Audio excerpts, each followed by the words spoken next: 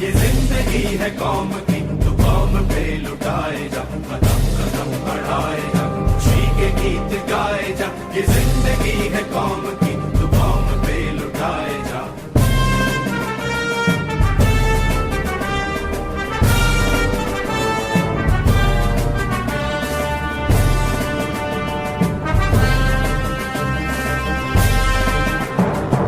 शेरे हिंद आगे बढ़, मरने से फिर भी तू न डर, उड़ा के दुश्मनों का सर, जो है वतन बढ़ाए जा। तू शेरे हिंद आगे बढ़, मरने से फिर भी तू न डर, उड़ा के दुश्मनों का सर, जो है वतन बढ़ाए जा। कदम कदम बढ़ाए जा, खुशी के गीत गाए जा। ये जिंदगी है कौम की, तो कौम पे लुटाए जा।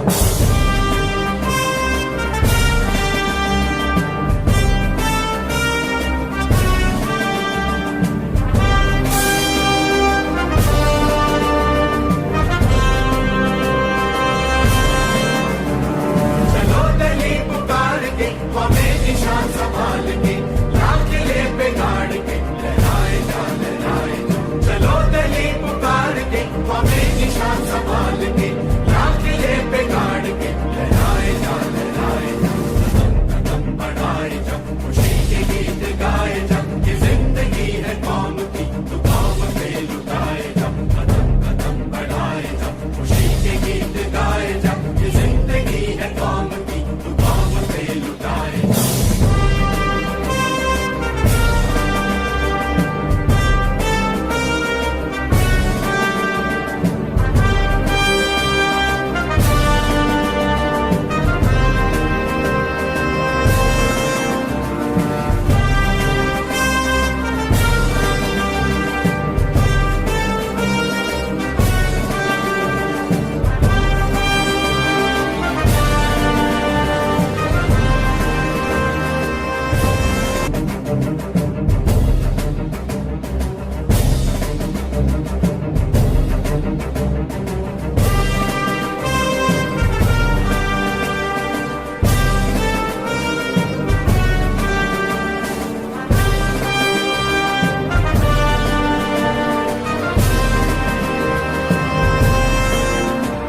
कदम कदम बढ़ाए जा, खुशी के गीत गाए जा। ये जिंदगी है कौम की, तो कौम पे लुटाए जा। कदम कदम बढ़ाए जा, खुशी के गीत गाए जा। ये जिंदगी है कौम की, तो कौम पे लुटाए जा।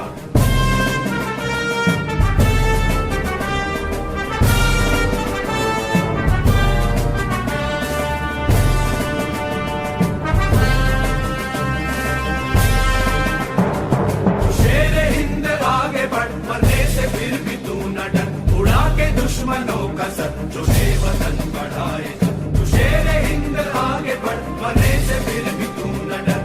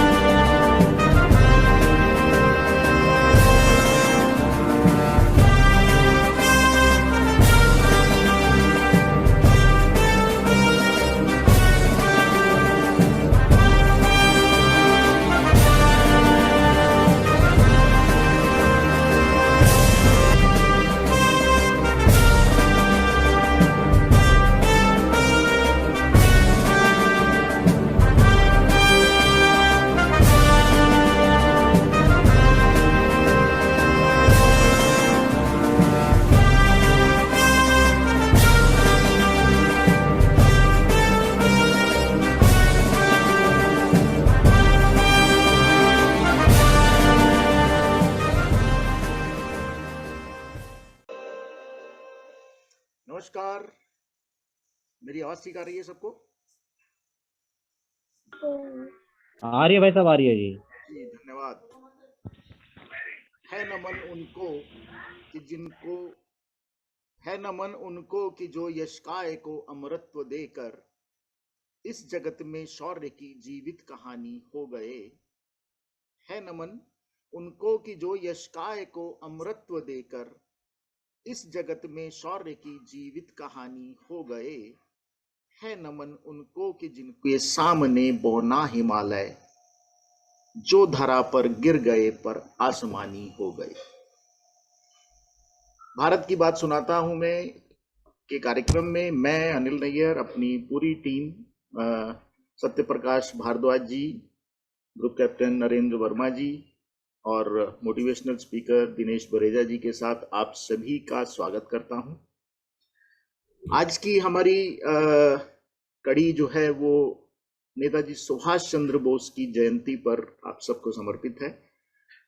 आज हमारे साथ बहुत से लोग जुड़े हैं, बहुत से बच्चे भी जुड़े हैं जो देश भर में दूर दूर से अपने नेताजी सुभाष चंद्र बोस के इस कार्यक्रम में गीत कविताएं कहने वाले हैं। आज के वक्ता हमारे साथ जो रहने वाले हैं कर्नल सुमंत भट्टाचार्य जी। आप पुणे से हमारे साथ जुड़ रहे हैं और आज हमें उनसे नेताजी के बारे में सुनने को मिलेगा।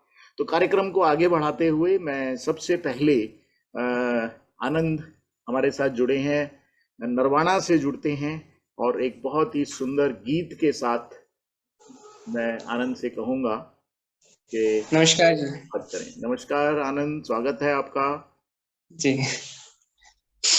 जी।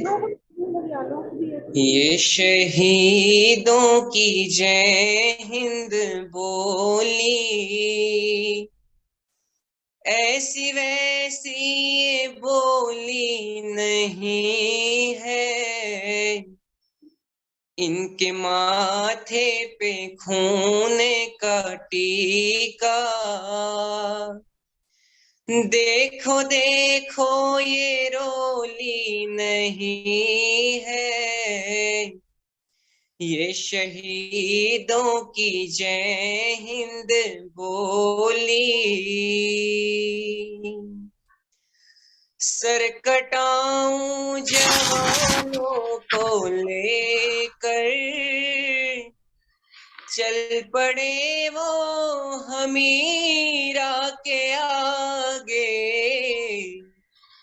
हम है संतान राणा शिवा की, कायरों की ये टोली नहीं है।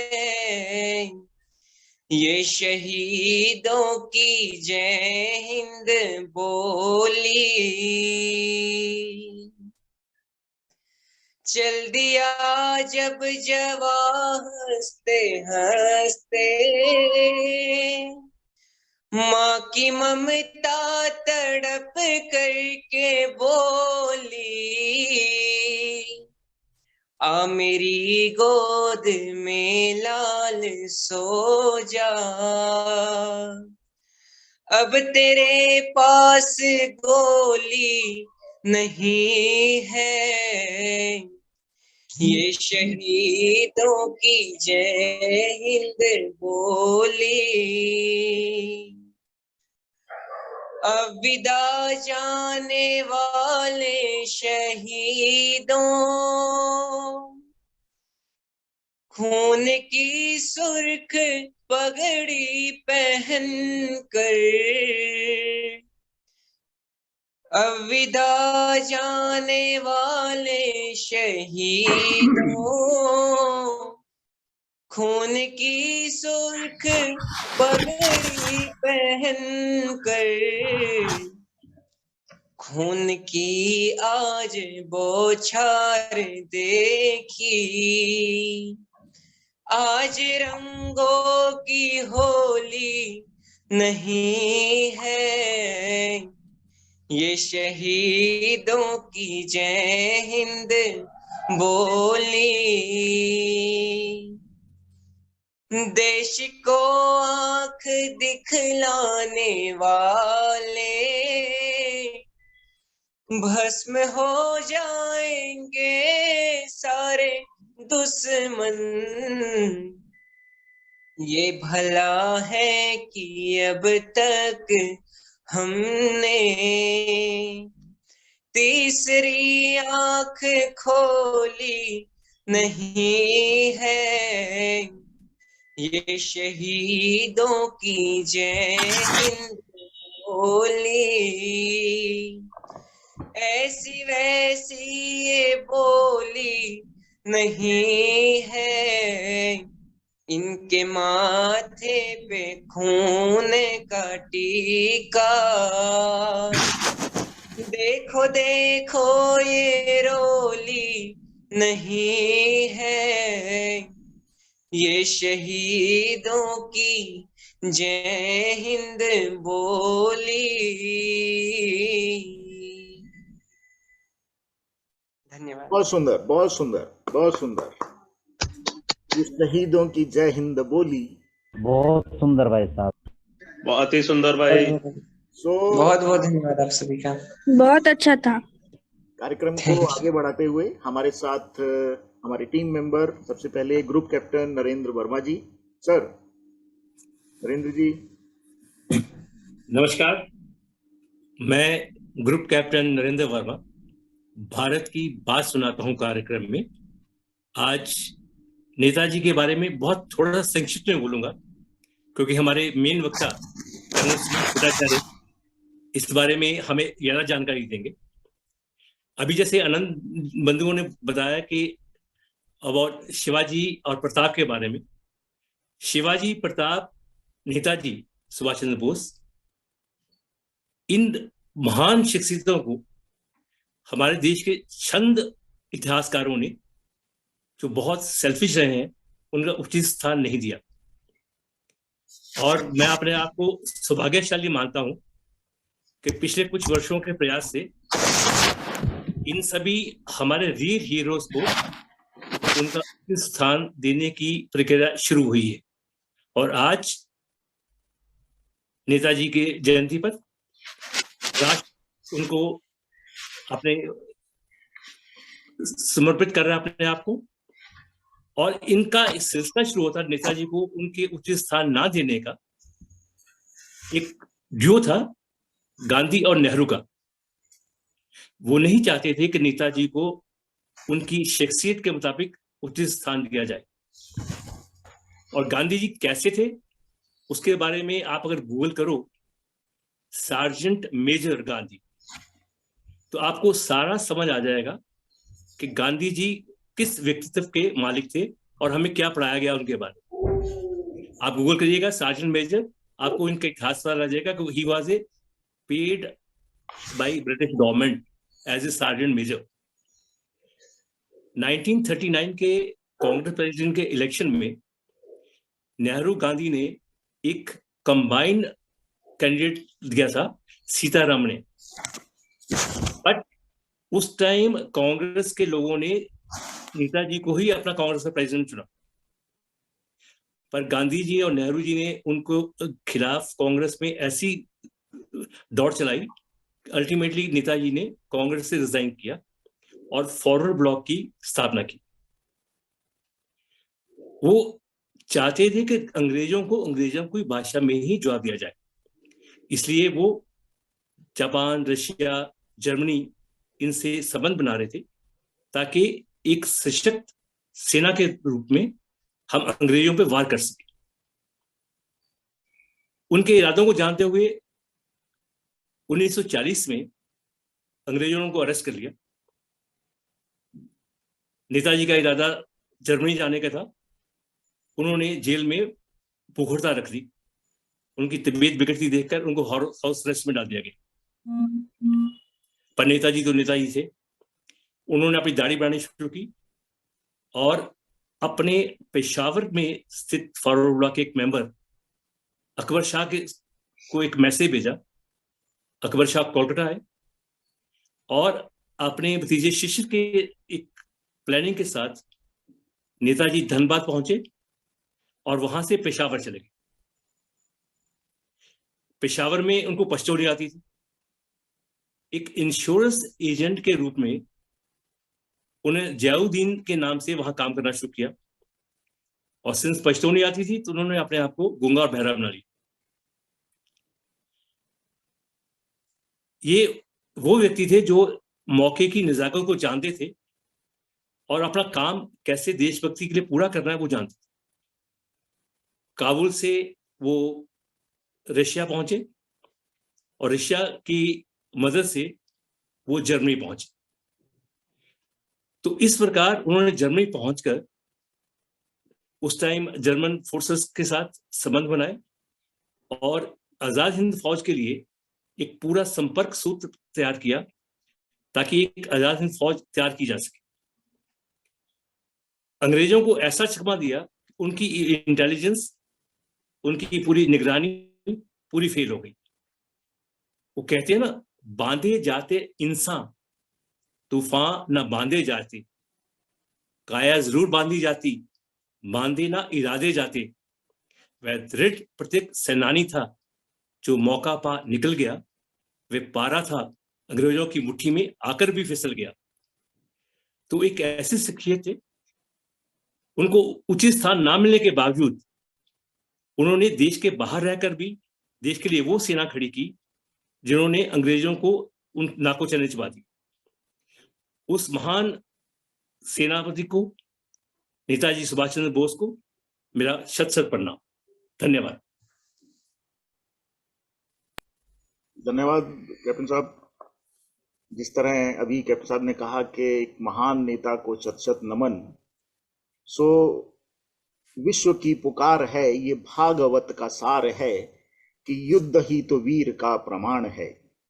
कौरवों की भीड़ हो या पांडवों का नीड़ हो, जो लड़ सका है वो ही तो महान है। इसीलिए आज हम नेताजी सुभाष चंद्र बोस को महान कहते हैं। इसी कड़ी में आगे बढ़ते हुए हमारे साथ मानसी जुड़ती हैं भोपाल से और एक गीत हमारे सामने रखने वाली हैं। मानसी लाइन पर हैं। मेरा आप सभी से, कार्यक्रम में जितने जुड़े हैं लोग, उन सबका बहुत बहुत स्वागत है। मेरा आप सबसे आग्रह है कि कृपया अगर अपने कैमरे ऑन रखेंगे तो हमें बहुत अच्छा लगेगा और आपको भी अच्छा लगेगा। थैंक यू जी। मानसी शुरू करें। सभी को प्रणाम मेरा।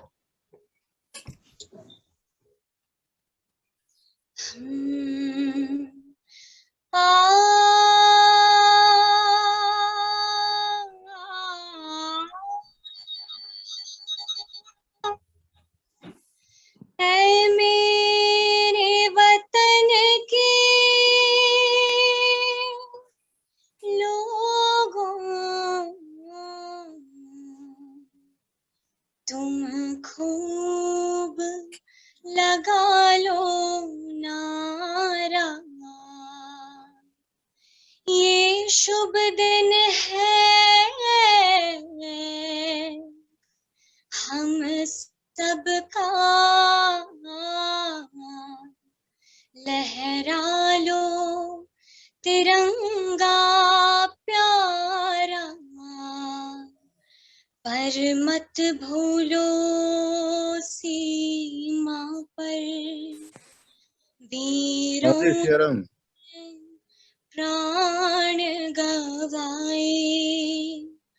कुछ याद उन्हें भी कर लो, कुछ याद उन्हें भी कर लो, जो लौट के घर ना आए, जो लौट के घर ना आए। ऐ मेरे वतन के लोगों, जरा आँख में भर लो पानी, जो शहीद हुए हैं उनकी जरा याद करो कुर्बानी। तुम भूल न जाओ उनको, इसलिए सुनो ये कहानी, जो शहीद हुए हैं उनकी जरा याद करो कुर्बानी।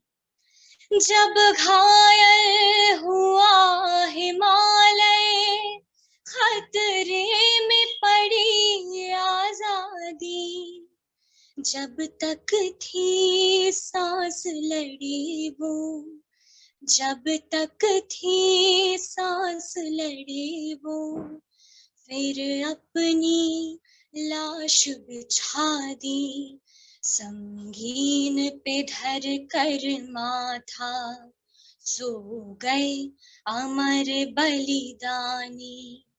जो शहीद हुए हैं उनकी जरा याद करो कुर्बानी।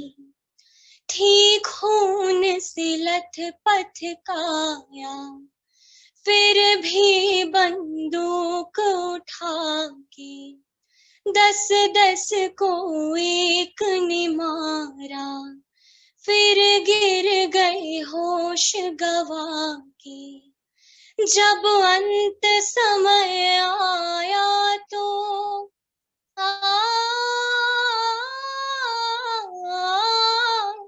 जब अंत समय आया तो कह गए कि अब मरते हैं।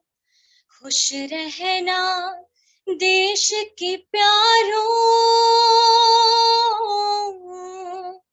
खुश रहना देश के प्यारों, अब हम तो सफर करते हैं, अब हम तो सफर करते हैं।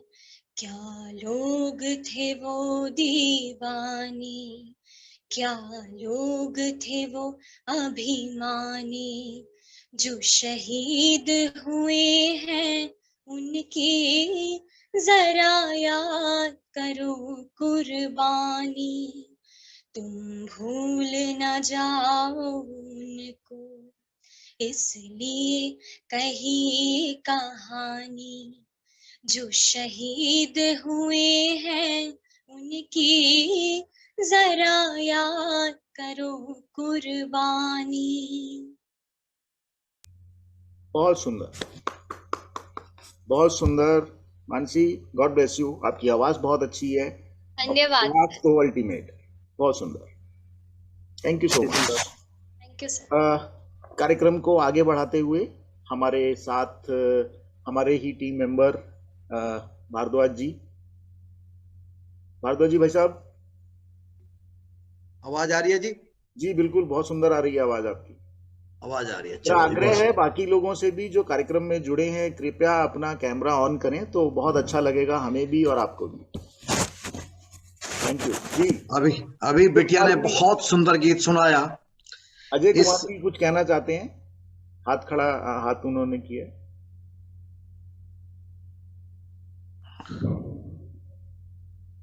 शुरू करें भारद्वाज जी। जी, अभी बिटिया ने बहुत सुंदर गीत सुनाया।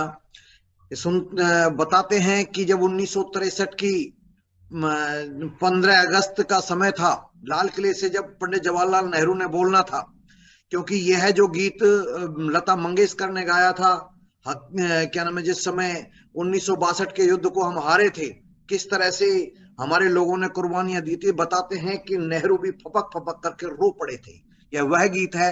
वाकई हमें अपने शहीदों को, जिन्होंने अपने देश के लिए सब कुछ कुर्बान किया है, उनको याद करना चाहिए। आज जैसा आप सब लोगों को विदित है कि आज हम नेताजी सुभाष चंद्र बोस की जयंती मना रहे हैं, 125वीं जयंती मना रहे हैं। यह नेताजी सुभाष चंद्र बोस, जिनके पास सभी सुविधाओं का पूर्ति थी, हर तरह की सुविधाएं उनके पास मौजूद थी, उसके बावजूद भी उन्होंने कठिन रास्ते को, कंटक पथ को चुना। ये सच में ही एक बहुत बड़ी बात होती है। जनरली ये देखा गया है कि जो भी देश के लिए कुर्बानी की बात करते हैं, ना तो बहुत गरीब करता है, ना बहुत अमीर करता है, एवरेज लोग ही देश के लिए कुर्बानी की बात करते हैं। पर सुभाष चंद्र बोस का एक ऐसा उदाहरण है जिसके पास सभी सुविधाएं उपलब्ध थी, उसके बावजूद भी और आईसीएस का एग्जाम पास करने के बाद, आईसीएस की परीक्षा पास करने के बाद जिस समय हिंदुस्तान में आए तो एक जगह कहीं पे वो बैठे हुए थे, कहीं गए हुए थे, तो एक सीन देखते हैं, कुछ लोग तिरंगा लेकर के आगे बढ़ रहे हैं, वहां अंग्रेजों की जो सेना थी, अंग्रेजों की जो पुलिस थी, वह उनको रोकने का प्रयास करती है, वो रुकते नहीं है, तिरंगा लेकर के वह व्यक्ति आगे बढ़ रहे हैं। तो अंग्रेजों ने कहा कि आपको रुकना पड़ेगा, नहीं तो हम गोली चला देंगे, गोली चलाने का आदेश दे देते हैं। जिस व्यक्ति के हाथ में तिरंगा था वह, उस व्यक्ति को गोली लगती है, वो जैसे ही धराशायी होने वाला होता है, दूसरा व्यक्ति उस तिरंगे को पकड़ लेता है और तिरंगे को नहीं गिरने देता। इसी तरह से उसको फिर गोली लगती है, दूसरे व्यक्ति को गोली लगती है, और उसके बाद तीसरा व्यक्ति उस तिरंगे को पकड़ लेता, तिरंगे को नहीं गिरने देता। इस तरह से लगातार 10 व्यक्तियों की जो भारत माता की बलिवेदी पर अपने आप को आहूत कर गए, ऐसे व्यक्तियों ने तिरंगे को गिरने नहीं दिया। उस सीन को देख करके सुभाष चंद्र बोस एकदम बिल्कुल हिल गए। उनका कमाल है कि भारत माता के लोग, भारत माता के प्रति इतना सच्चा प्यार इन लोगों के अंदर है जिन्होंने मृत्यु को एकदम हटा दिया है। तो मृत्यु का कोई भय नहीं है। उसी भाव को लेकर के ही मेरी ये कविता है। मैं इसमें कविता का शीर्षक है कि परहित मृत्यु वरण करे जो वो ही जिंदा कहलाता है। ये मैं प्रारंभ करता हूं कि परहित मृत्यु वरण करे जो वो ही जिंदा कहलाता है, प्रेरक बनता सदा सदा को कौम को जीवन दे जाता है। परहित मृत्यु वर्ण करे जो वो ही जिंदा कहलाता है, प्रेरक बनता सदा सदा को कौम को जीवन दे जाता है। गला अस्थियां जिसने दी हैं उसे दधीची हम कहते हैं, गला अस्थियां जिसने दी हैं उसे दधीची हम कहते हैं, उस अस्थि से वज्र बनाकर नष्ट दुष्ट को हम करते हैं। गला अस्थियां जिसने दी हैं उसे दधीची हम कहते हैं, उस अस्थि से वज्र बनाकर नष्ट दुष्ट को हम करते हैं। जीने की जो कला सीखनी आलिंगन मृत्यु का करना, जीने की जो कला सीखनी आलिंगन मृत्यु का करना, कदम बढ़ाकर सबसे आगे शीश सदा ही अपना धरना। जो बलवेदी पर शीश चढ़ाए, जो बलवेदी पर शीश चढ़ाए, तेग बहादुर बन पाता है, प्रेरक बनता सदा सदा को कौम को जीवन दे जाता है, कौम को जीवन दे जाता है। परहित मृत्यु वर्ण करे जो वो ही जिंदा कहलाता है, प्रेरक बनता सदा सदा को कौम को जीवन दे जाता है। विष के प्याले पीते हैं वो देव दयानंद कहलाते हैं, विष के प्याले पीते हैं वो देव दयानंद कहलाते हैं, शंकर और सुकरात बने हैं सबको जीवन दे जाते हैं। विष के प्याले पीते हैं वो देव दयानंद कहलाते हैं, शंकर और सुकरात बने हैं सबको जीवन दे जाते हैं। मृत्यु भी हारी है उनसे थक कर उनसे दूर हटी है, मृत्यु भी हारी है उनसे थक कर उनसे दूर हटी है। विकराल घनेरी तिमिर सदा ही क्षण भर में ही दूर छटी है, विकराल घनेरी तिमिर सदा ही क्षण भर में ही दूर छटी है। बिस्मिल मंत्र इसी को जप कर, पंडित राम प्रसाद बिस्मिल, बिस्मिल मंत्र इसी को जप कर हंसकर फांसी चढ़ पाता है, प्रेरक बनता सदा सदा को कौम को जीवन दे जाता है, कौम को जीवन दे जाता है। परहित मृत्यु वर्ण करे जो वो ही जिंदा कहलाता है, प्रेरक बनता सदा सदा को कौम को जीवन दे जाता है। इसी भाव के कारण से थी रानी ने तलवार उठाई, इसी भाव के कारण से थी रानी ने तलवार उठाई, दुर्गावती ने चंडी बनकर रणभूमि में तेग चलाई, दुर्गावती ने चंडी बनकर रणभूमि में तेग चलाई। कर प्रयोग तीक्ष्ण बुद्धि का, कर प्रयोग तीक्ष्ण बुद्धि का नेताजी ने फौज बनाई, कर प्रयोग तीक्ष्ण बुद्धि का नेताजी ने फौज बनाई। खुली चुनौती दी गोरों को नानी उनके याद दिलाई, खुली चुनौती दी गोरों को नानी उनके याद दिलाई। आजादी के बदले में वह, आजादी के बदले में वह मांग लहू की रख पाता है, प्रेरक बनता सदा सदा को कौम को जीवन दे जाता है, कौम को जीवन दे जाता है। परहित मृत्यु वर्ण करे जो वो ही जिंदा कहलाता है, प्रेरक बनता सदा सदा को कौम को जीवन दे जाता है। अब चौथे स्टेंजा में मेरा आह्वान है कि भविष्य सुरक्षित करना है तो वर्तमान को दो आवाज, भविष्य सुरक्षित करना है तो वर्तमान को दो आवाज, लेकर पुष्प गूंथ लो माला शक्ति सुदृढ़ कर लो आज। भविष्य सुरक्षित करना है तो वर्तमान को दो आवाज, लेकर पुष्प गूंथ लो माला शक्ति सुदृढ़ कर लो आज। नहीं उठे जो कदम तुम्हारे, नहीं उठे जो कदम तुम्हारे, इतिहास कलंकित हो जाएगा, नहीं उठे जो कदम तुम्हारे इतिहास कलंकित हो जाएगा। निज हाथों से निज गौरव पर, निज हाथों से निज गौरव पर प्रहार भयंकर हो जाएगा। निज हाथों से निज गौरव पर प्रहार भयंकर हो जाएगा। आज का कड़वा सत्य यही है, आज का कड़वा सत्य यही है। सत्य प्रकाश ये कह जाता है, प्रेरक बनता सदा सदा को, कौम को जीवन दे जाता है, कौम को जीवन दे जाता है। परहित मृत्यु वर्ण करे जो, वही जिंदा कहलाता है। प्रेरक बनता सदा सदा को, कौम को जीवन दे जाता है, कौम को जीवन दे जाता है। बहुत बहुत धन्यवाद। परहित मृत्यु वर्ण करे जो, वाह, बहुत सुंदर, बहुत सुंदर, बहुत सुंदर। भारत की बात सुनाता हूं कि ये 12वें एपिसोड में आज हमने नेताजी सुभाष चंद्र बोस को अपना कार्यक्रम समर्पित किया है। हमारा प्रयास रहता है कि हम हर बार, हर मास में जो भी ऐतिहासिक पुरुष हमारे आते हैं, हम उन पर कोई ना कोई कार्यक्रम जरूर करते हैं, और उसी कड़ी में ये हमारा 12वां कार्यक्रम है। आज हमारा सौभाग्य है कि हमारे साथ कर्नल सुमंत भट्टाचार्य जी आज हमारे साथ जुड़े हुए हैं, जो हमारे मुख्य वक्ता हैं। तो आप दूरी से हमारे साथ जुड़ते हैं। बहुत बहुत स्वागत है सर आपका हमारे कार्यक्रम भारत की बात सुनाता हूं मैं। 100 गाली पर गर्दन काटे, अब तो ऐसा शाम चाहिए। 100 गाली पर गर्दन काटे, अब तो ऐसा शाम चाहिए। नहीं देख कर बात बनेगी, हमको ना आराम चाहिए। उगने ना दो इन बीजों को, चाणक्यों का लक्ष्य चाहिए।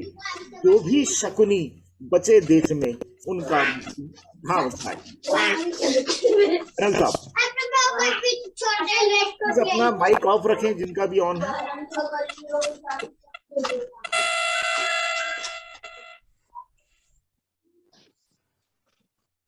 जी करल सर। बहुत बहुत शुक्रिया आप लोगों को कि आप लोगों ने हमें एक ऐसा मंच दिया है जहां मैं समझता हूं मुझसे कहीं ज्यादा पढ़े लिखे लोग मौजूद है।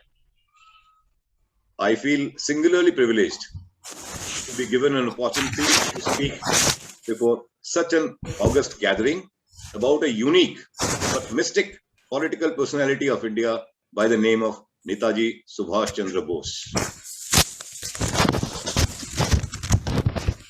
He was born on 23rd January 1897 at Cuttack, Orissa.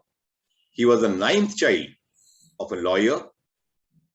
He studied in an European school run by Baptist Mission and later preparatory school at Calcutta. Calcutta में रहते के दौरान जो मशहूर घटना उनके बारे में हम लोगों को सुनाई दिया है, वो उनके कॉलेज लाइफ की है, जब एक प्रोफेसर को कुछ हिंदुस्तानियों के ऊपर अत्याचार करते देख उन्होंने शायद उस प्रोफेसर के ऊपर हाथ उठाया था, जिसके वजह से उनको कॉलेज से एक्सपेल कर दिया गया था। ये दर्शाता है कि ये आदमी शुरू से ही अंग्रेजों के खिलाफ रहे हैं। उनको शायद गुलामी बर्दाश्त नहीं था, इसीलिए उनके पेरेंट्स यानी उनके फादर और मदर ने उनको इंग्लैंड भेज दिया था for his matriculation. He did his Cambridge से उन्होंने पास आउट किया और उस दौरान ही उन्होंने आईसीएस की एग्जाम भी क्लियर किया। जैसा कि आपको भी पता है कि आईसीएस के एग्जाम पास होने के बावजूद उन्होंने आईसीएस ज्वाइन नहीं की और वापस इंडिया आ गए। जब वो इंडिया वापस आए तो महात्मा गांधी और नेहरू जी का कांग्रेस को ज्वाइन किया और उनके साथ ही मिलकर के आजादी की लड़ाई में शामिल हुए। कुछ ही दिनों में उनको ये एहसास हो गया कि शायद जो कांग्रेस उन्होंने ज्वाइन किया है वो उस तरह से लड़ाई को नहीं लड़ पा रहा है जिस तरह से लड़ना चाहिए। आपको भी याद होगा कि 1911 में एओ ह्यूम्स ने कांग्रेस को फॉर्म किया था और इसमें हिंदुस्तानियों से ज्यादा अंग्रेज थे, जिनका ये साजिश था कि जिस तरह से ये मूवमेंट चल रहा है इंडिया में उसको किसी तरह कंट्रोल करो और हमारे ही एजेंट्स को वहां बिठा दो और आज जो ग्रुप कैप्टन साहब ने बताया, बिल्कुल सही बताया, वो एएमसी के एक सर्जन मेजर थे Mahatma Gandhi, and he was serving in South Africa. उनको वहां से प्लांट किया गया इंडिया में, और उनके ही अंडर में नेहरू जी और कुछ लोगों को, गिने चुने हस्तियों को वहां रखा गया, जिससे कि इस मूवमेंट को कंट्रोल किया जाए। कुछ आप लोगों को पीछे ले जाना चाहता हूं। आपको याद होगा 1857 में जिस तरह का मूवमेंट इंडियन नेवी ने चलाया था, उसी दौरान लोगों को यह समझ में आ गया था कि बहुत ज्यादा दिन तक हम हिंदुस्तान को इस तरह से कंट्रोल नहीं कर पाएंगे। मर्सनरी आर्मी से कोई भी देश, मर्सनरी यानी जो पेड आर्मी है, जो किसी और के पैसे से काम कर रहा है, मर्सनरीज जिसको हम बोलते हैं, ऐसे आर्मी से किसी भी देश को बहुत दिनों तक बंधक नहीं बनाया जा सकता। और इसी बात का फायदा शायद नेताजी ने उठाया, और वो अपना फॉरवर्ड ब्लॉक को तैयार किया है वेस्ट बंगाल कैलकाटा में। इसी दौरान उनको यह समझ में आया कि पॉलिटिक्स में लेफ्ट यानी वामपंथी लोगों का एक नेगेटिव ही तरीका रहा है, और ये इनको कभी भी स्वीकार नहीं करेंगे। शायद कुछ घुटन सा उनको महसूस होने लगा, और धीरे धीरे उनको समझ में आया कि देश के अंदर रहते हुए शायद वो इंडिया को फ्रीडम जिस तरह से वो चाहते हैं उस तरह से नहीं दिला पाएंगे। रही बात कांग्रेस की, तो कांग्रेस को तैयार किया जा रहा था इस बात के लिए कि धीरे धीरे हम आपको पूर्ण स्वराज तो नहीं देंगे, लेकिन हम आपको एक डोमिनिक रिपब्लिक की तरह, जैसे आज के दिन में ऑस्ट्रेलिया है, कनाडा है, उसी तरह से आपको भी एक कॉलोनी के दौरान कॉलोनी के तरह आपको हम पार्टली आजादी दे देंगे। ये चीज नेताजी सुभाष चंद्र बोस को मंजूर नहीं था, और वो यहां से निकलकर जर्मनी चले गए। Of course he was arrested and he also was sent to Mandalay jail in present Burma। जो सबसे खतरनाक जेल से इंडिया में, उनमें से एक जेल था जो उन दिनों हमें रखा जाता था, उसमें से एक अंडमान निकोबार में था और दूसरा ये मैंडेले जेल। इसमें लाइफ काफी परेशान करने वाली है, और जैसे कि आपको पता है नॉर्थ ईस्ट में मलेरिया का बहुत ज्यादा प्रभाव है, तो नेताजी को भी बुरी तरह से मलेरिया हो गया था, और उनको जान की खतरा पड़ने पे ही उनको वापस इंडिया में लाया गया था। उनको स्वस्थ होने में काफी टाइम लगा, और उसी बहाने उन्होंने इंडिया छोड़कर जर्मनी चले गए थे। उन दिनों जर्मनी का नाम नाजी जर्मनी के नाम से जाना जाता था, और वहां का शासक जो है काफी क्रूर माना जाता था, मिस्टर हिटलर, एडोल्फ हिटलर। जरूर वो क्रूर थे, लेकिन रही बात युद्ध कौशल का, तो उनकी बराबरी बहुत कम लोग उन दिनों कर पाते थे।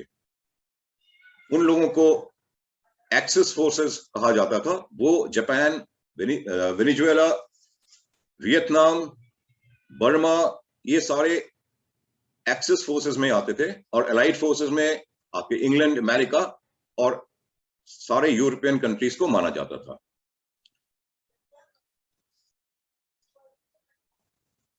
जहां तक कांग्रेस का सवाल था, यस, आपने बिल्कुल सही बोला। Subhash Chandra Bose was elected as the president of Congress in the year 1937. He again fought the same election in a stretcher, during which he was not very well, and he won the second election also in 1939. But धीरे धीरे उनका differences Mahatma ji से भी बहुत ज्यादा हो गया था, and he left. आज के दिन में जो एक बहुत मशहूर हो रखा है सीन, जिसके बारे में हमें बताया जा रहा है कि बहुत सारे फाइल्स, नेताजी फाइल्स, उनको हम डीक्लासिफाई कर रहे हैं। तो मेरा उसमें टेक ये रहेगा कि जो फाइल्स, जिसको हम धीरे धीरे, सबसे पहले ब्रिटिशर्स ने उसको 1977 में डीक्लासिफाई किया कुछ हिस्सों को, और कुछ हिस्सों को वेस्ट बंगाल गवर्नमेंट ने 2-3 साल पहले 64 फाइल्स को डिक्लासिफाई किया, और अभी मोदी गवर्नमेंट ने सेंट्रल आर्काइव से करीबन 125 फाइल्स को डिक्लासिफाई किया।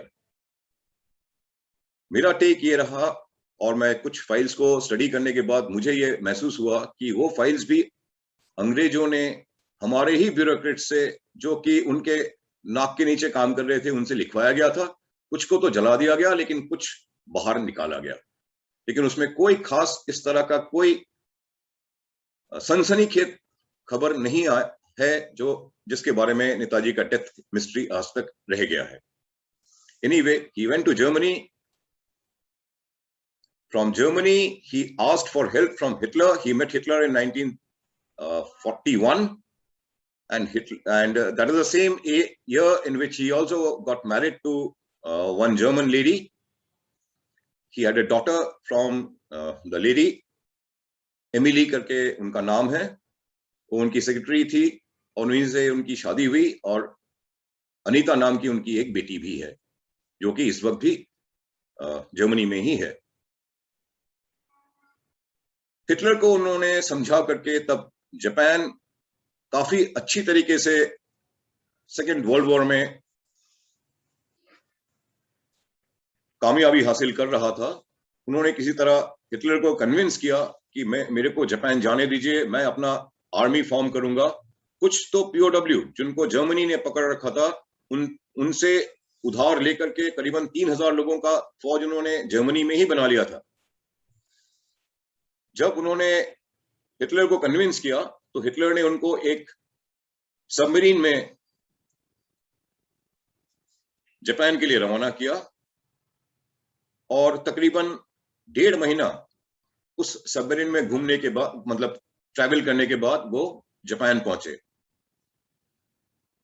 जापान पहुंचने के बाद जो जापानीज या इंडियन फोर्सेस जो जापान के पीओडब्ल्यू थे, उन लोगों ने मिलकर के तकरीबन 60,000 का फौज, 60,000 का इंडियन नेशनल आर्मी उन्होंने बनाया इन जापान। उनको हेडक्वार्टर मिला हुआ था सिंगापुर, और वहीं से उन्होंने आजाद हिंद फौज का गवर्नमेंट फॉर्मेशन का ऐलान किया।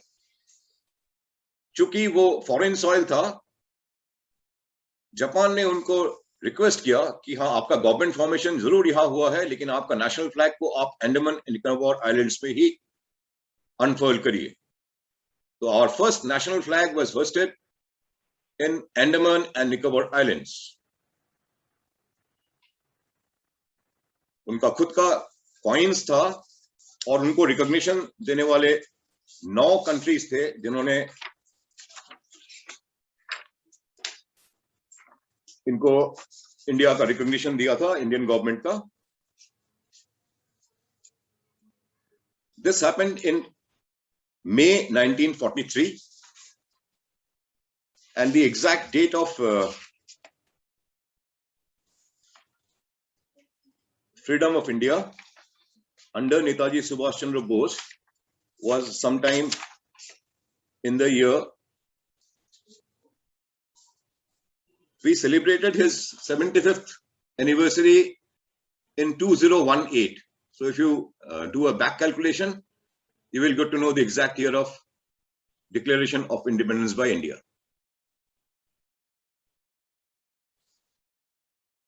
ये सब कुछ होने के बावजूद हम लोगों ने अपना पोस्टेज स्टैम्प्स, अपना करेंसी सब शुरू कर दिया था from Andaman and Nicobar islands, and काफी रिकॉग्निशन भी इन चीजों का मिल चुका था। लेकिन आज भी हिस्ट्री में इस चीज को ऑलमोस्ट निग्लेक्ट किया गया है। ये 60,000 के फौज को तैयार खाली नहीं किया उन्होंने, ये फौज मैंडले से कोहिमा की तरफ कूच किया और एक जबरदस्त लड़ाई अंग्रेजों के खिलाफ लड़ी। उम्मीद लगाया जा रहा था कि जिस तरह से 1857 में नेवी ने बगावत कर दी थी, तो कुछ मदद हम लोगों को इंडिया की तरफ से भी, जो इंडियन आर्मी है, जो इंडियन नेवी है और इंडियन एयरफोर्स है उसमें भी थोड़ा बहुत बगावत होगी, और उसी भरोसे में ये कंप्लीट सेना ने कोहिमा को तकरीबन जीत लिया था। अनफॉर्चुनेटली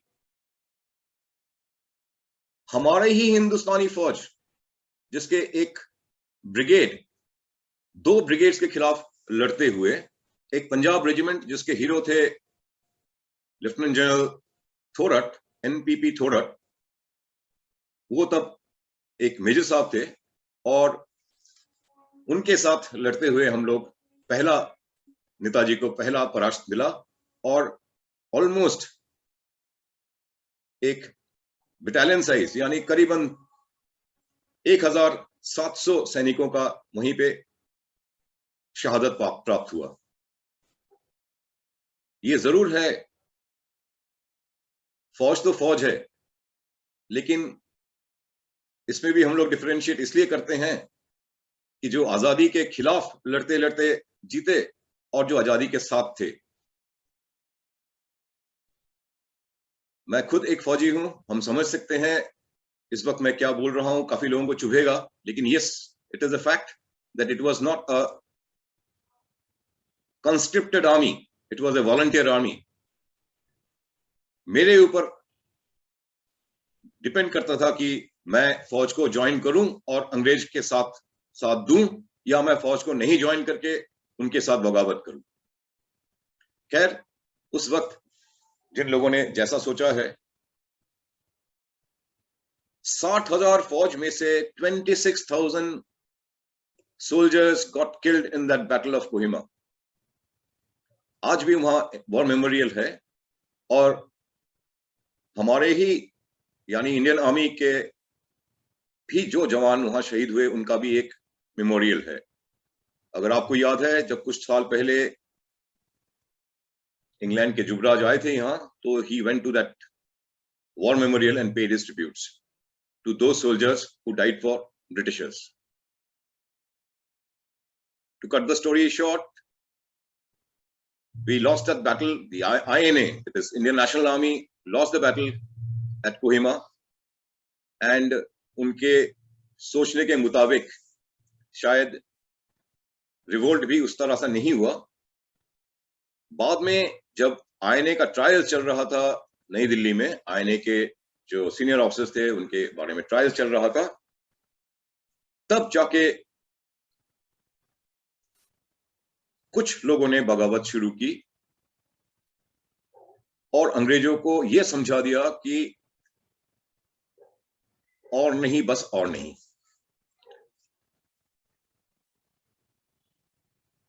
क्लेमेंट एटली को यह बात अच्छी तरह समझ में आ गया था कि बहुत जल्द हम लोगों को या तो ये मार डालेंगे या बुरी तरह खदेड़ देंगे। तो उन्होंने निगोशिएशंस फिर से वही गांधी और नेहरू के साथ शुरू की, और हम सभी जानते हैं कि हम लोगों को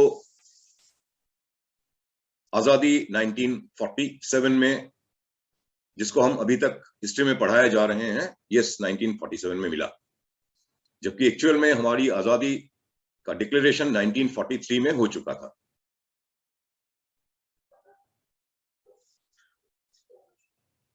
आज पुरजोर तौर तरीके से सब लोग तैयार हो रहे हैं कि हिस्ट्री को हमें रिराइट करना है। अगर हिस्ट्री को दोबारा से लिखा गया और शहीदों को सही सम्मान दिया जाना शुरू हुआ, तो एक गोल्डन हिस्ट्री नेताजी सुभाष चंद्र बोस की तरफ से जरूर पढ़ाया जाएगा। हम समझते हैं जो हिस्ट्री हमें बताया गया है, जिसके लेखक मृदुला मुखर्जी से लेकर के काफी लोग हैं, उन्होंने सिर्फ हम लोगों को वही पढ़ाया जिसके वजह से उनको तनख्वाह मिलते थे। हमें कभी भी वो सच्चाई नहीं बताया गया है जिसके हम हकदार है। जब कभी अभी एनसीईआरटी का भी सिलेबस को बदला जा रहा है, और उसमें भी आप में से कई लोग और हम में से भी कई लोगों ने कंट्रीब्यूशन दिया है, भेजा है, और उसका देख करके बहुत अच्छा लगा कि हाँ उसका इम्प्लीमेंटेशन भी हो रहा है। आप लोगों को पढ़ने की और जरूरत है इस बारे में। मैं एक आध नाम जरूर आपको दूंगा। मिस्टर अनुज धर की किताबें हैं, कनंड्रम ऑफ इंडिपेंडेंस, उसको जरूर आप लोग खंगाल सकते हैं। उसमें उन्होंने काफी कुछ नेताजी और उस दौरान के लोगों के बारे में बताया। रही बात the mystery of his death, well there are 3 theories which are going on. एक कि नेताजी 1945 में एक एयर क्रैश में मारे गए हैं ताइवान जाते वक्त, जिसकी पूरी तीन कोर्ट ऑफ इंक्वायरीज, एक मिस्टर खोसला, एक जस्टिस मुखर्जी और एक तीसरा एक और हाई कोर्ट के जज थे, इन तीनों ने करी और तीनों ने पाया कि नहीं, इसमें बहुत ज्यादा लूप होल्स है। ये थ्योरी को उन्होंने रिजेक्ट किया। दूसरा थ्योरी ऐसा बताया गया है, थ्योरी तो नहीं कहूंगा मैं, इसमें काफी मिस्ट्री है, जिसमें बताया जाता है कि अयोध्या के पास एक जगह है फैजाबाद, उसमें एक गुमनामी बाबा के नाम से कोई आदमी का डेथ हुआ था 1985-86 में, यानी 85 के एंड और या 86 के बिगिनिंग में। उस कमरे से जो दस्तावेज मिले हैं उसमें बहुत सारे कुछ ऐसा है जो ये दर्शाता है कि शायद ये आदमी नेताजी खुद थे। वो इसलिए क्योंकि कोई भी अपने फैमिली फोटोग्राफ्स को वहां नहीं रखता है। दूसरा, जब वियतनाम और अमेरिका की लड़ाई हुई थी और अमेरिका उस लड़ाई में एक्चुअली परास्त हुआ था, जिसका कारण ये था कि साउथ अमेरिका में या साउथ वियतनाम में जो अमेरिकी पोस्ट या अमेरिकी वहां तैनात थे, उनको बेहद बुरी तरीके से ड्रग्स का लत पड़ गया था। और उस कमरे से वो खत बाहर निकल के आया जिसमें उन्होंने, गुमनामी बाबा ने एक चिट्ठी लिखी थी प्रेसिडेंट ऑफ वियतनाम को, to use the drugs produced in North Vietnam for the southern Vietnam occupied army. और जब ये सेरेमनी हो रहा था तो उसका भी एक फोटोग्राफ उस कमरे में पाया गया, जिसमें अमेरिकन प्रेसिडेंट के साथ वियतनामीज प्रेसिडेंट का मुलाकात हो रहा है फॉर अमेरिकन विड्रॉल। इस तरह से करीबन 15-16 दस्तावेज ऐसे थे जिसमें लगता नहीं था, ये तो मैं नहीं कहूंगा कि कोई कंक्लूजन है, बट लगता नहीं था कि कोई बाबा जो कि एक रिमोट फैजाबाद में बैठ के पाइप पीने वाला बाबा और टाइम्स जैसे मैगजीन्स वहां पढ़ता हो, और ऑलमोस्ट ऑल इंडिया में उस आदमी का प्रेजेंस टाइम टाइम से देखा गया है। जहां तक सच्चाई ये है कि 1945 के बाद Netaji went to Russia. He acted as a undercover spy for Russians. He served in China also, जिसका भी कई दस्तावेज में प्रूफ है। And from there, somehow, either he became mentally upset or he was tortured in such a manner that he lost his mental balance. उसके आगे का उनके बारे में बहुत कम हिस्ट्री है, लेकिन ये जरूर है कि जो दस्तावेज उस कमरे से, एक ही कमरा नहीं था उनका, कई बार उन्होंने चेंज किया है, वो अलग अलग भेष बना करके वहीं पे रहते थे, बट ये कहा जा सकता है कि शायद उनका मेंटल बैलेंस उस दौरान उस श्रेणी का नहीं रहा था जो कि वो दोबारा इंडियन पॉलिटिक्स में ज्वाइन कर सकते थे। आपको सुनकर आश्चर्य होगा, उनके होम स्टेट वेस्ट बंगाल ने उनको कभी वो रिकॉग्निशन नहीं दिया जो उनको मिलना चाहिए था। कम्युनिस्ट ने कभी भी उनके बारे में अच्छा लेख नहीं लिखा, कभी भी उनको किसी भी तरीके का सम्मान नहीं दिया। रही बात इंडियन गवर्नमेंट की, तो नेताजी के मृत्यु के बाद उनके फैमिली के ऊपर तकरीबन 20 साल तक स्पाइंग होता रहा। शरद चंद्र बोस और अनीता और उनके बाकी लोगों के, शरद चंद्र बोस उनका छोटा भाई था, इन लोगों के ऊपर स्पाइंग होती रही। मजेदार बात यह भी है कि इंडियन इंडिपेंडेंस के बाद भी न्यू दिल्ली में हम जिसको रिपोर्ट करते थे, यानी all three chief of the army staff जिसको रिपोर्ट करते थे, he is known as INSO, intelligence and surveillance officer, who was a British.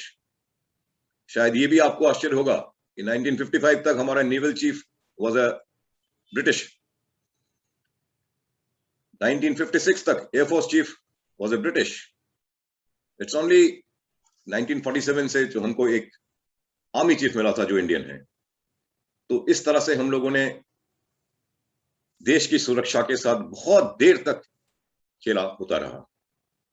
रही बात बिपिन चंद्र पाल, जिनके बारे में बताया जाता है कि सबसे ऑथेंटिक हिस्ट्री लिखी है, तो मैं आपको बताना चाहता हूं कि 1977 से पहले कोई दस्तावेज बाहर आया ही नहीं था from even Britishers. They had not declassified any documents.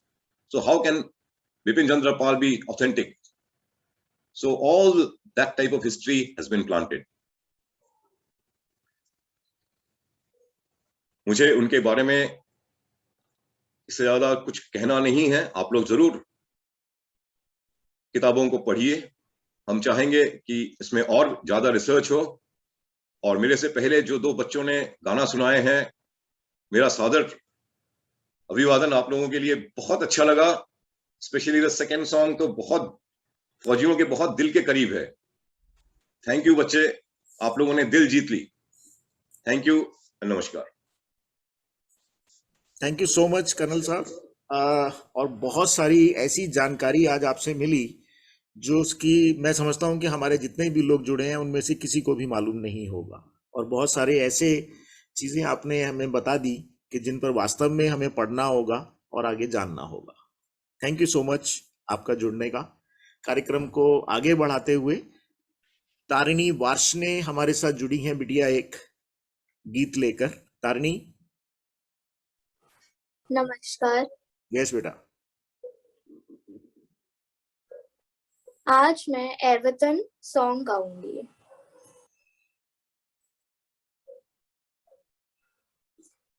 ए वतन वतन मेरे आबाद रहे तू,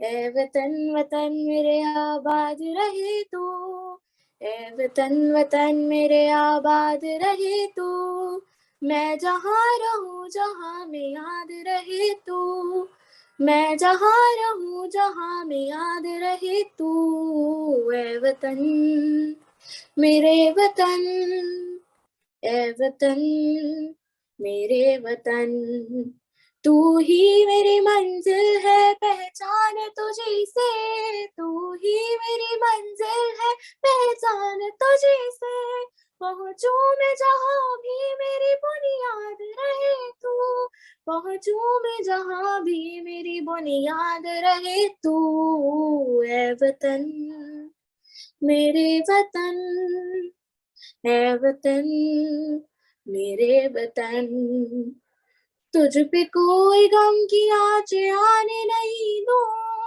तुझ पे कोई गम की आँच आने नहीं दूं, कुर्बान मेरी जान तुझ पे शाद रहे तू, कुर्बान मेरी जान तुझ पे शाद रहे तू, ए वतन वतन मेरे आबाद रहे तू, मैं जहाँ रहूं जहाँ में याद रहे तू, ए वतन मेरे वतन, ए वतन मेरे वतन। धन्यवाद। Thank you so much Tarini, God bless you. बहुत अच्छा भजन, बहुत अच्छा गीत आपका।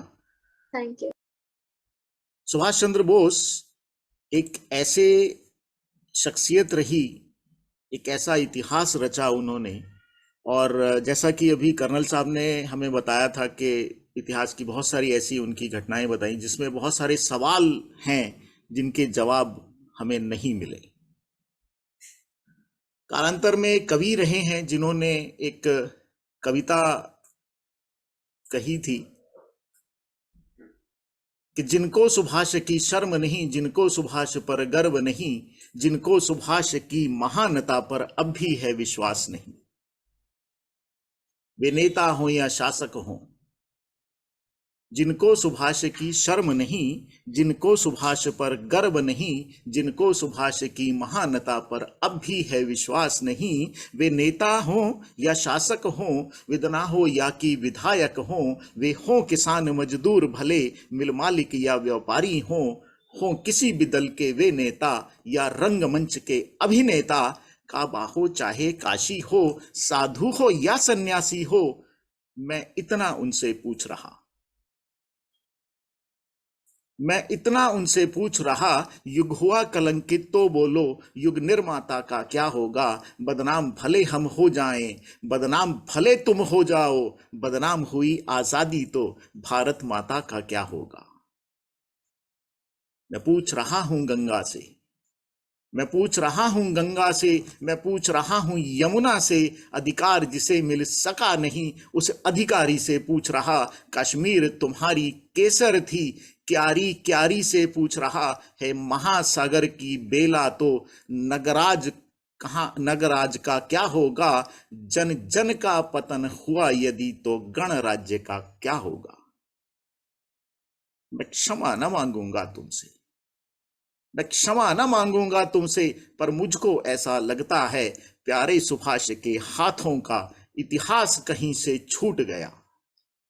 मैं क्षमा न मांगूंगा तुमसे, पर मुझको ऐसा लगता है प्यारे सुभाष के हाथों का इतिहास कहीं से छूट गया। वह सूरज चांद सितारे का आकाश कहीं से टूट गया।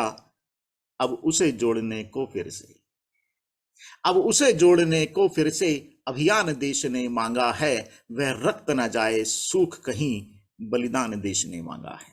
वह रक्त न जाए सूख कहीं, बलिदान देश ने मांगा है।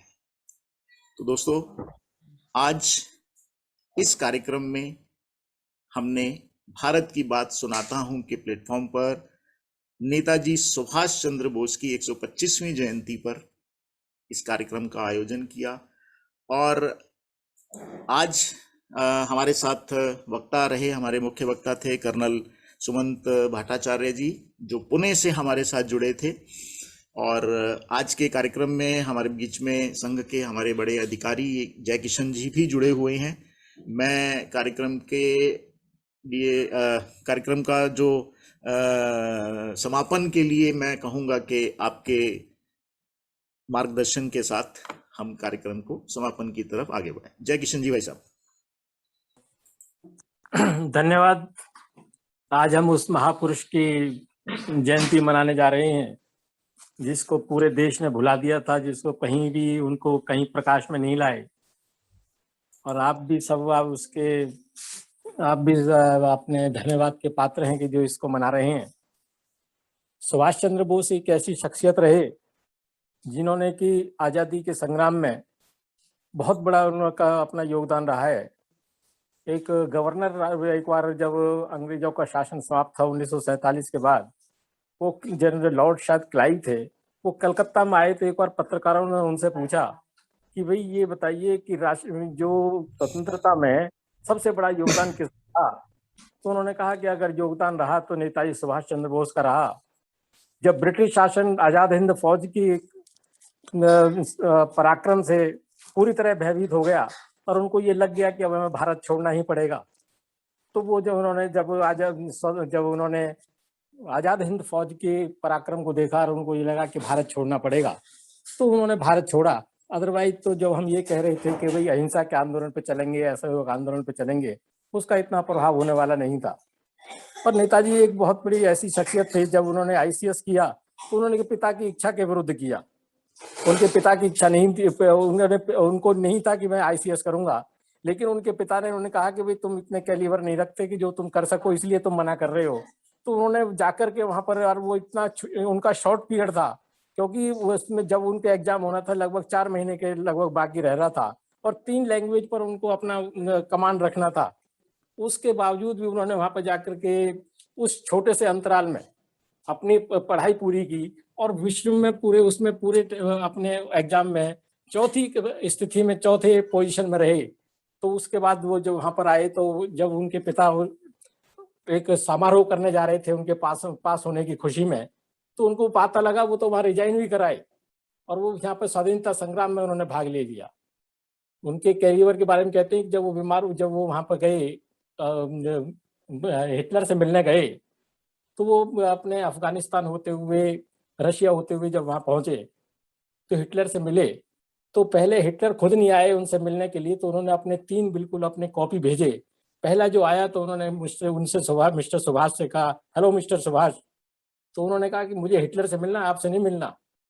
उनका दूसरा, उनके एक बहरूपिया टाइप में उनके आया, उनसे भी उसने कहा कि मुझे आपसे नहीं मिलना, हिटलर से मिलना है। तो तीसरी बार खुद हिटलर आए। जब देखा कि वो हिटलर ने कहा कि हेलो, तो उन्होंने जब वो समझा कि ये हिटलर है, तो हिटलर ने कहा कि आपने पहचाना कैसे?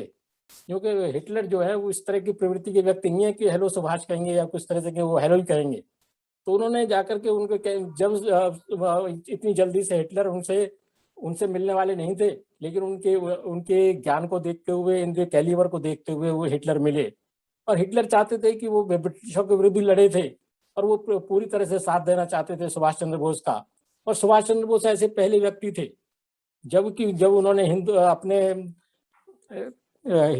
जब आज़ादी का उन्होंने पहले जब आज़ादी किया, भारत आज़ाद हुआ है, तो उन्होंने 7 देशों ने मान्यता भी दी थी। और ऐसे सुभाष चंद्र बोस और पहले भारत के प्रधानमंत्री थे। लेकिन हमारे देश ने, किसी विशेष परिवार ने अपने को आगे रखते हुए उनको झुठला दिया। और नहीं तो पहले भी जब इलेक्शन अपने कांग्रेस में जब चुनाव हुए, तो पहले व्यक्ति थे जिनको भी चुना गया था, लेकिन महात्मा गांधी ने उनको बैकफुट पर लेके आ गए। ऐसा उनका सुभाष चंद्र बोस का इस देश की आज़ादी में बहुत बड़ा योगदान रहा है।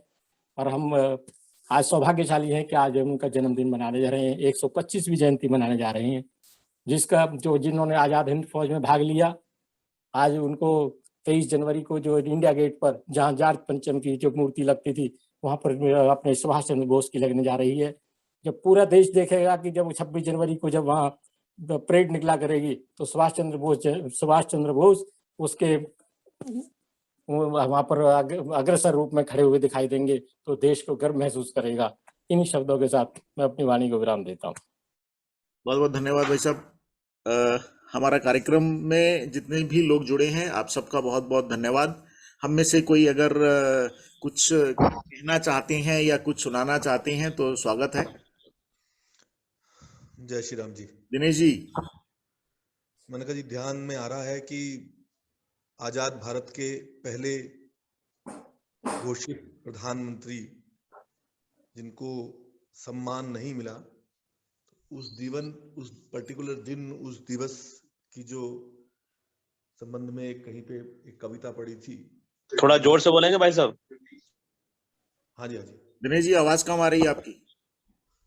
आवाज अभी ठीक है जी? हाँ, अब ठीक है। एक कविता है जी, जो उस समय जिस दिन पहली बार आजाद भारत का पहला प्रधानमंत्री घोषित किया गया था, उस दिन के वर्णन में एक कविता थी जो मुझे ध्यान में आती है। देखा पूरब में आज सुबह एक नई रोशनी फूटी थी। देखा पूरब में आज सुबह एक नई रोशनी फूटी थी, एक नई किरण ले नया संदेशा अग्निबाण सी छूटी थी। एक नई हवा ले नया राग कुछ गुनगुन करती आती थी। आजाद परिंदों की टोली एक नई दिशा में जाती थी। एक नई कली चटकी इस दिन रौनक उपवन में आई थी। एक नया जोश, एक नई ताजगी हर चेहरे पे छाई थी। नेताजी का था जन्म दिवस, नेताजी का था जन्म दिवस, उल्लास न आज समाता था। सिंगापुर का कोना कोना मस्ती में भीगा जाता था। हर गली घाट चौराहे पर जनता ने द्वार सजाए थे। हर घर में मंगलाचार खुशी के बढ़ाए थे। पंजाबी वीर रमणियों ने बदले सलवार पुराने थे। थे नए दुपट्टे नई खुशी में, नए नए तराने थे। वे गोल गोल बांध कर बैठ गई, ढोलक मंजीर बजाती थी। हीर रांझा को छोड़ आज वे गीत पठानी गाती थी। गुजराती बहनें खड़ी हुई, गरबा की नई तैयारी थी। मानो बसंत की आशा हो सिंगापुर की फुलवारी में। महाराष्ट्र नंदनी बहनों ने एक तारा आज बजाया था। स्वामी समर्थ के शब्दों को गीतों में गति में गाया था। वे बंगवासिनी वीर बहुटी फूली नहीं समाती थी। अंचल गर्दन में डाल इष्ट को सम्मुख शीश झुकाती थी। प्यारा सुभाष चिरंजीवी हो जन्मभूमि जननी स्वतंत्र। माँ कात्यायनी ऐसा वर दो, भारत में फैले प्रजातंत्र। उस समय जो प्रजातंत्र की आशा थी, उस समय जो मन में था, सुभाष जी के जन्मदिवस के बाद उसमें उसी को याद करते हुए भारत की बात सुनाता हूं मैं। हमने आज के दिवस में ये कार्यक्रम रखा और मुझे खुशी है कि आज इतने सारे लोग जुड़ के सुभाष जी को याद कर रहे हैं। एक तरफ तो भारत सरकार प्रयास कर रही है कि उन्हें वो स्थान मिले, ऐसा ही प्रयास हमने भी किया। ये हमारा एक छोटा सा प्रयास था। बात को आगे बढ़ाएंगे अनिल जी आप। धन्यवाद, धन्यवाद दिनेश जी। कार्यक्रम से हमारे साथ जितने भी लोग जुड़े हैं, आप में से अगर कोई कुछ कहना चाहता है तो हम कह सकते हैं। इतने नहीं है ना, पता नहीं कहाँ घुसे रहते हैं, एक बेकार सा बच्चा है। अनिल जी नमस्कार, 2 शब्द बोलूंगा सर। मैं मुकेश जी मुकेश जी स्वागत है। हाँ जी बाकी सर, लोग अगर अपना माइक, एक सेकंड, बाकी लोग अपना माइक अगर किसी का ऑन है बंद कर लें तो अच्छा रहेगा। धन्यवाद जी मुकेश जी। हाँ जी। सो सर, सबसे पहले तो मैं माफी चाहूंगा कि मैं इस कार्यक्रम में थोड़ा सा लेट से जुड़ा। थोड़ा सा टाइमिंग का मुझे अनुमान नहीं था। 6 बजे से मेरे ख्याल से प्रोग्राम था। तो सेकंड थिंग, मैं आप सभी का जो है बहुत बहुत जो है आभार व्यक्त करता हूँ। बहुत आप सभी को मेरी तरफ से प्रणाम कि आप लोग इस तरह के इनिशिएटिव ले रहे हैं। और जैसे कि मैंने सुमन जी को सुना और भी जो उन्हीं को ही सुन पाया जब मैंने ज्वाइन किया था। तो इस तरह के फैक्ट जब हमारे सामने आते हैं, जब बिल्कुल ना चीजें एकदम चित्र की तरह सामने आ जाते हैं, पिक्चर की तरह चलने लगती हैं, और हमें ये एहसास कराया जाता है कि वास्तव में हम कितने अनभिज्ञ हैं उन तथ्यों से जो वास्तव में घटे। हमें हमेशा बताया गया कि 1947 में हमें आजादी मिली, और जैसा कि आज मेरे को फर्स्ट टाइम ये पता चला इस सभा में बैठकर कि शुरुआत 1943 में थी, या 1943 में एक्चुअल में हमें आजादी मिली, जिसे करीब आगे जाके 4 साल के करीबन लगा। तो मैं चाहता हूं कि इस देश का नागरिक होने के नाते कि अगर इस तरह के फैक्ट हैं और वो लोगों के बीच में नहीं है, तो हम क्यों नहीं इस तरह की पहल करते। हमारे पास बहुत सारे जो है इस तरह के मीडिया के तरीके हैं, और हमारे पास सोशल मतलब प्लेटफॉर्म है जहां पर इन फैक्ट्स को लाया जाए जी। और लोगों को जो है एक मतलब कि खुले तौर पर जो है इन चीजों से अवगत कराया जाए, और आगे इसको एक मुहिम बनाकर जो है उस सच्चाई से पूरी तरह से लोगों को अवगत कराया जाए। क्योंकि मैं जहां तक देख पा रहा हूँ, इस ग्रुप में हम 29 लोग हैं जी। क्यों हम जो है इन चीजों को लिमिटेड रख रहे हैं, क्यों जो है हम इसको ओपनली जो है लोगों के बीच में इन तथ्यों को क्यों नहीं लेकर आ रहे हैं। क्योंकि जब मैं इस चीज को फील करने की सोच रहा हूँ, आई एम एट ओनली 41, लेकिन जब मैं कहता हूँ कि आज भी हमारे बीच में ऐसे लोग हैं जो इन चीजों को जानते हैं और उन्होंने इन चीजों को देखा, तो ये चीजें जो है बड़े मंच पर आए हैं और जो है खुलकर जो है 150 करोड़ जो हमारी आबादी है उन लोगों तक बात पहुंचे, और ना सिर्फ हमारी आबादी तक बल्कि देश के बाहर भी लोगों को पता चले कि इंडिया की सच्चाई क्या रही, उसकी आजादी किन मूल्यों पर हमें मिली। जी मुकेश, जो आप, हाँ जी सॉरी आपको डिस्टर्ब कर रहा हूँ, आपकी जानकारी के लिए बता दूं अभी, और अपने कर्नल सुमंत ने भी ये बात को कहा कि अब हमारा जो एजुकेशन सिस्टम था, हाँ जी, आपने भी पढ़ा हमने भी पढ़ा, वो सारा सिस्टम ही गलत था, हमें गलत पढ़ाया जा रहा था। ठीक है ना, हमें ये पढ़ाया गया कि औरंगजेब महान था, शिवाजी छत्रपति शिवाजी महान थे, हमें ये नहीं पढ़ाया गया। शिवाजी हमें पहाड़ी चूहा पढ़ाया गया। तो कहने का मतलब मेरा ये है कि हमारा एजुकेशन सिस्टम गलत था, उसमें बहुत सी गलतियां थी जिसको अब रीराइट किया जा रहा है। कैप्टन साहब, कर्नल साहब ने भी ये बात अभी बताई कि एनसीईआरटी और उनमें बहुत सारी चीजों को रीराइट किया जा रहा है। उनमें चीजों को बदलने में समय लगेगा। हम सब जानते हैं कि 70 साल की हमारी पिछली जो रही हैं सरकारें, उन्होंने इस देश को किस तरह से जड़ों को काटने की कोशिश की है। अब पिछले कुछ समय से जब से हमारी मोदी सरकार आई है बहुत सी चीजों में परिवर्तन आ रहा है, चीजें सुधर रही हैं, लेकिन दोस्त जो इतना बिगड़ा है उसको संभलने में, सुधरने में समय लगेगा।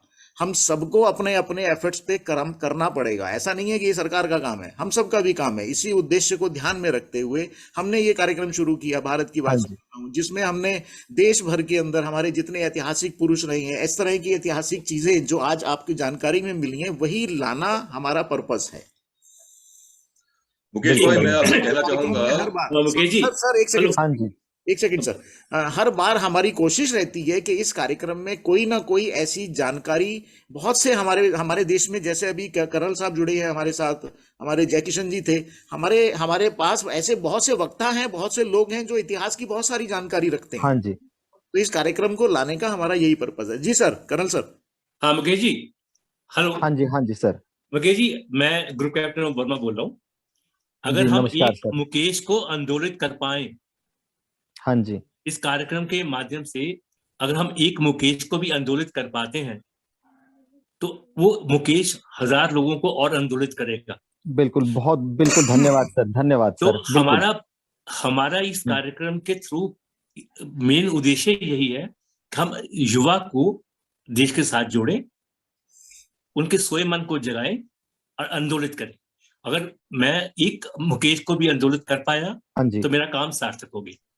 धन्यवाद सर। मैं इन चीजों को बहुत फील करता हूँ मैं इन चीजों को, और मुझे बहुत मतलब कि बहुत खुशी मिलती है कि मैं ऐसे भारतवर्ष में जो है मेरा जन्म हुआ, और ऐसे लोगों का मुझे सानिध्य मिलता है। अगर आप लोगों से मैं 2 शब्द भी अगर मतलब कि मेरे ऐसे इंसान को अगर मिलते हैं तो मुझे बहुत खुशी होती है, और मैं धन्यवाद, जरूर इस चीज को बस आगे तक कार्यक्रम ले से, जाऊंगा सर। हमारे कार्यक्रमों में होते रहते हैं, जुड़ते रहिए, बहुत सारी जानकारी मिलती थी। कर्नल साहब कुछ कह रहे हाँ थे? जी।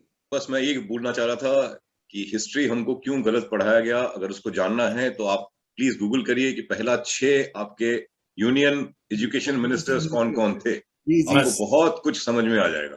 बिल्कुल ठीक कह रहे हैं सर, बिल्कुल ठीक कह रहे हैं आप, बिल्कुल ठीक कहा आपने। चलिए सर, बहुत बहुत धन्यवाद आप सबका आज के कार्यक्रम भारत की बात सुनाता हूं में जुड़ने के लिए। अगली बार फिर हम कुछ नए विषय के साथ आपके सामने फिर आएंगे, और हम चाहेंगे कि आप लोग हमारे साथ जुड़ें, अपनी बातें शेयर करें, ताकि समाज को, देश को, जो लोग नहीं जानते, जैसा अभी मुकेश जी ने कहा, वहां तक हमारी आवाज पहुंचे, सच्चाई पहुंचे, लोग जाने और समझें कि वास्तव में इतिहास और ऐतिहासिक पुरुष हमारे लिए क्या क्या करके गए हैं। कार्यक्रम में जुड़ने के लिए, अपना समय निकालने के लिए आप सभी का बहुत बहुत धन्यवाद, बहुत बहुत धन्यवाद। Thank you so much. जितने बच्चे धन्यवाद। ने गीत कविताएं गाए उन बहुत सबका बहुत भी सर। बहुत बहुत धन्यवाद। नमस्कार, राम राम जी, राम राम। नमस्कार। धन्यवाद सर, बहुत बहुत धन्यवाद जी। संजय जी निकल धन्यवाद गए सर। क्या? निकल गए? संजय जी बैठे, राम संजय जी कुकड़ रहे हैं ठंड में। संजय जी, नमस्ते जी। अरे भाई साहब, सॉरी, मैं 2 मिनट के लिए रुकना चाहूंगा। संजय जी भी हमारे संघ चालक हमारे साथ जुड़े हुए हैं पूर्वी फरीदाबाद से। भाई साहब 5 मिनट आपके लिए भी। 5 मिनट नहीं, 1 मिनट जरूर मैं बोलना चाहूंगा जी जरूर। कि शहीदों की चिताओं पर हर बरस लगेंगे मेले, वतन पे मरने वालों का बस यही निशान होगा। तुम मुझे खून दो, मैं तुम्हें आजादी दूंगा का जयघोष करके पूरे देश के युवाओं को उद्वेलित करने वाले सुभाष जी की हम 125वीं जयंती पर आप सभी को शुभकामनाएं। 1943 में ही उन्होंने पहली आजाद हिंद सरकार बनाई, उसके वो प्रधानमंत्री बने, और उस समय उसके विदेश मंत्री और रक्षा मंत्री वही थे। और जैसे अभी अपने कर्नल साहब ने बताया कि 65,000 और फौजी उसमें थे, और 26,000 ने उसमें शहादत भी प्राप्त की।